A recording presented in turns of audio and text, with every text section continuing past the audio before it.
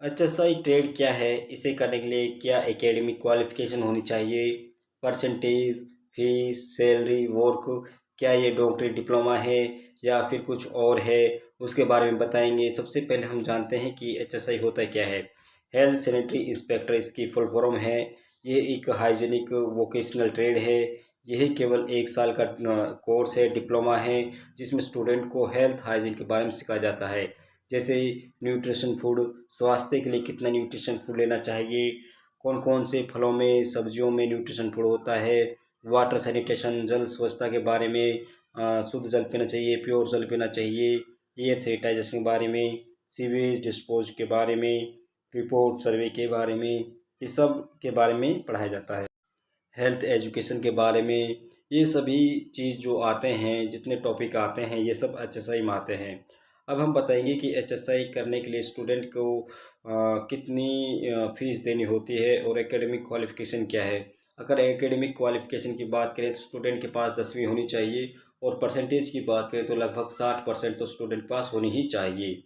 Fees में की बात करें तो गवर्नमेंट जो आईटीआई होती है उसमें फ़ीस कितनी लगती है, लगभग 2000 या 3000 टोटल फ़ीस लगती है। ट्यूशन फ़ीस लगाकर 3000 तक खर्चा आ जाता है। और इसमें जो वर्क मैंने आपको बता ही दिया था क्या-क्या वर्क है और कहाँ-कहाँ पर इसमें लगते हैं। जैसे कि सबसे मुख्य बात यही आती है कि स्टूडेंट करना किसी को उसको जब चाहता है, जब उसकी मनपसंद हो, उसमें काम हो।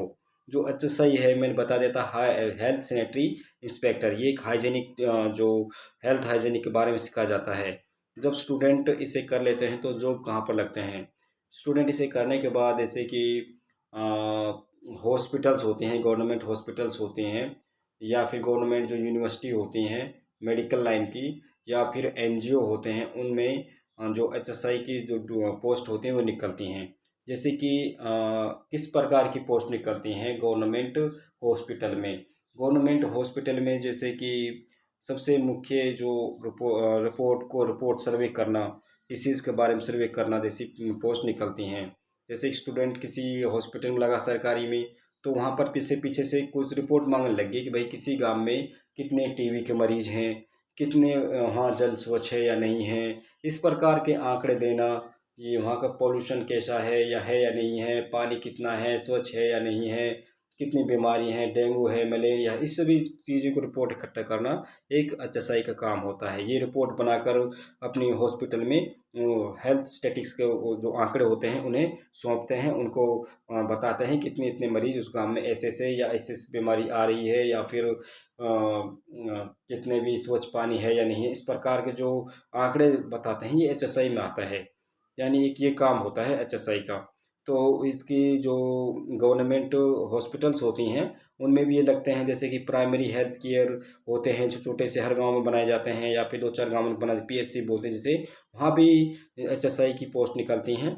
और प्राइवेट जैसे कि जितने भी एनजीओ हैं या फिर गवर्नमेंट एनजीओ हैं, उनमें भी एचएसआई की पोस्ट निकलती हैं।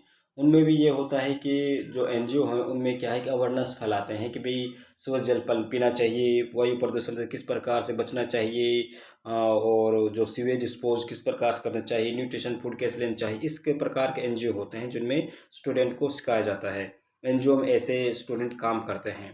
तो ये तो हुई सरकारी प्राइवेट की बात। तो सैलरी इसमें क्या मिलती है? सैलरी स्टूडेंट को लगभग बात करें तो 10 से 12 हज़ार शुरुआत मिलती है, लेकिन एक्सपीरियंस के आधार पर 20 से 25 हज़ार रुपए महीने मिल जाती हैं।